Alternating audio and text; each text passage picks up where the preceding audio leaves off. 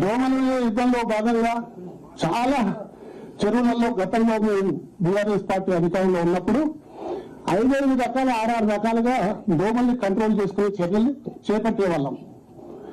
మొదటిది oil balls వదిలిపెట్టేవాళ్ళం. Oil balls తోటి larva అంతా చచ్చిపోతుంది, లార్వా స్ప్రెడ్ కాదు, తద్వారా దోమల నియంత్రణ తగ్గేది. రెండవది మాన్యువల్ భుజానికి ఈపుకు దోమల స్ప్రేయింగ్ డబ్బా మనం కట్టుకొని దాన్ని 15 లీటర్ల దాకా పోతుంది. ఈ 15 లీటర్లు స్ప్రేయింగ్ చేసేవాళ్ళం.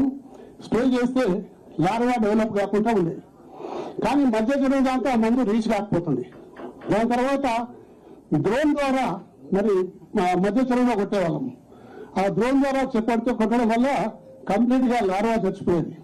దాని తర్వాత మళ్ళీ గంబూజియా చేపలని చెప్పేసి చేపలను నీళ్లలో వదిలేవాళ్ళం. నీళ్లలో వదిలిపెట్టడం వల్ల ఈ లార్వా అంతా కూడా తినేసేది. తద్వారా దోమలు అన్ని కూడా అదుపులో ఉంటుంది. ఈ ప్రభుత్వం సంపూర్ణంగా విఫలమైపోయింది. ఏ చర్యలు తీసుకుంటలేదు. దోమల మీద యుద్ధం ప్రకటించాక కూడా ఎటువంటి చర్యలు తీసుకోకుండా ప్రజల్ని గాలి కొదిలేసి ప్రజలు డెంగ్యూ, మలేరియా, చికెన్ గున్యా ఇవన్నీ రోగాలతో ఇవాళ ఆసుపత్రుల్లో చేరుతున్నారు. తద్వారా లక్షల రూపాయల ఖర్చులు పేదవానికి మరి మధ్యతరగతి కుటుంబానికి భారం అవుతుంది. కనీసం దోమలైనా అరికట్టమని చెప్పేసి ఈ ప్రభుత్వాన్ని కోరుతా ఉన్నాను. గతంలో చేసినట్టు మీరు కూడా చేయండి. తప్పనిసరిగా దోమలు అరికడితే తగ్గిపోతాయి. తద్వారా ప్రజల యొక్క ఆరోగ్యం బాగుంటుంది.